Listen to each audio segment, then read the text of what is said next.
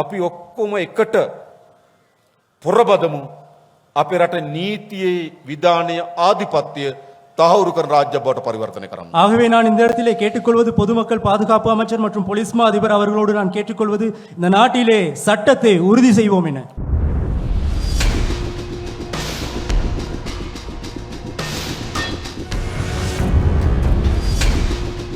யாழ்ப்பாணத்தில் போலீசாரால் சுட்டுக் கொல்லப்பட்ட சிறுவன். இன்று நடைபெற்ற இறுதி ஊர்வலத்தில் குழப்பம், வன் தூவி போலீசாரை திட்டிய உறவுகள். யாழ்ப்பாணம் மல்லைப்பட்டி பகுதியில் போலீசாரின் துப்பாக்கிச் சூட்டுக்கு இலக்காகி உயிரிழந்த சிறுவனின் இறுதி கிரிகைகள் இன்று அவரது இல்லத்தில் நடைபெற்றுள்ளது. இதன்போது எமது பிள்ளைக்கு நீதி வேண்டும் என்று கோரி வட்டுக்கோட்டை சங்கரத்தை சந்தியில் உறவுகள் போராட்டத்தில் ஈடுபட்டுள்ளனர்.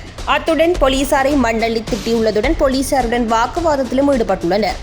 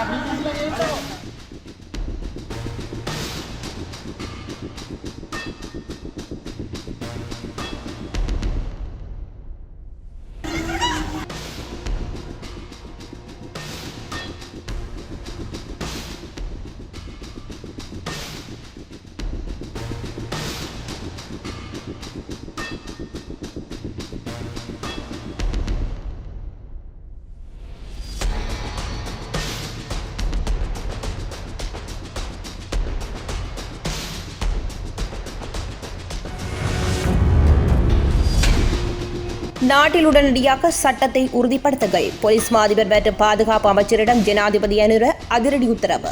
நுவரேலியாவில் இடம்பெற்ற போதைப் பொருளுக்கு எதிரான தேசிய வேலை திட்ட நிகழ்ச்சியில் கலந்து கொண்டு உரையாற்றும் போதே ஜனாதிபதி இவ்வாறு தெரிவித்துள்ளார். இந்த 2026 வருடம் நீதியை எதிரே சேவம சமானிக்கிற வாக்கியத்தை சட்டத்தின் முன் அனைவரும் சமம் என்ற வாக்கியத்திற்கு பணதின வசர பவட்ட மே விசிய வசர பத்கர் நான் உயிரளிப்பேன் என உங்களுக்கு உறுதியளிக்கின்றேன். හැම දිනම නීතියට යටත් වෙන්න ඕන.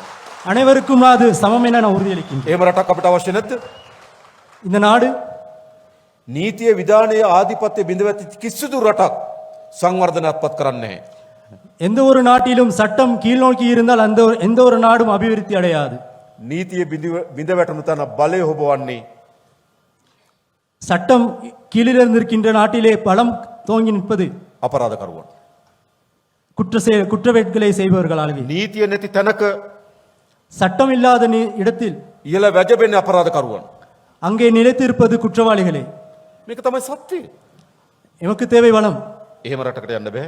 அந்த நாடு என்றும் முன்னேறாது. ඒ නිසා අපේ මහජනාරක්ෂාව ඇමතුමා, අපේ ලේකම්තුමා, අපේ පොලිස්පතිතුමා, ඒහා බැඳුණු සමස්ත පොලිස් යාන්ත්‍රණ, අපේ ත්‍රිවිධ හමුදාව මේ සියලු දෙනාගේ මම ඉල්ලා සිටිනේ අපි ඔක්කොම එකට පොරබදමු අපේ රට නීතියේ විධානයේ ආධිපත්‍ය தகவல் කරන ராஜ்ய බවට පරිවර්තනය කරන්න. ஆகவே நான் இந்த இடத்திலே கேட்டுக்கொள்வது பொதுமக்கள் பாதுகாப்பு அமைச்சர் மற்றும் போலீஸ் மா அதிபர் அவர்களோடு நான் கேட்டுக்கொள்வது இந்த நாட்டிலே சட்டத்தை உறுதி செய்வோம் என. ඔබ අහලා තියෙන කළු රටවල් ගැන.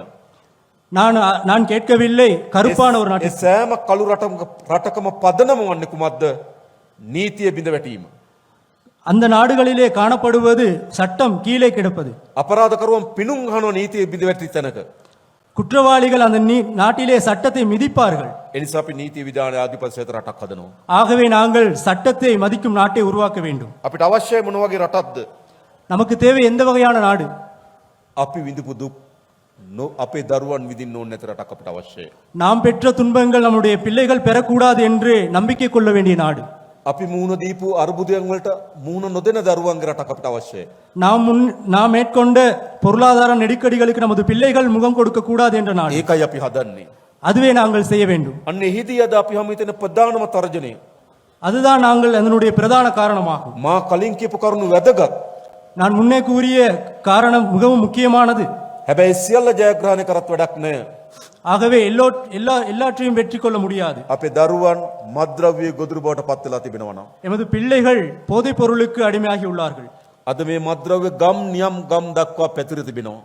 இன்றைய காலகட்டத்திலே கிராமம் தோறுமாக இந்த போதைப் பொருள் வியாபித்துள்ளது. හෙරවුන මදක පොලිස් නිලධාරි මහත්තුන්ට සාතික ප්‍රදාන කරනකොට හෙරවුන හුනේ ඈත ගම්වලින් බව පෙන්නුවා. எரைனும் போதைப் பொருள் கிடைக்கப்பெற்ற போலீஸ் உத்தியோகத்தால் கிடைக்கப்பெற்றது எல்லா கிராமங்களிலுமே. පැතිරලා තිබෙන්නේ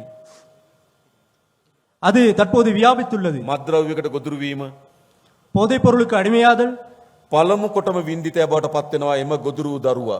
முதல் முறையாகவே அவர் குற்றவாளியாக அடையாளம் காணப்படுகின்றார். அதற்கு அடிமையான දෙක අම්මා සහ තාත්තා.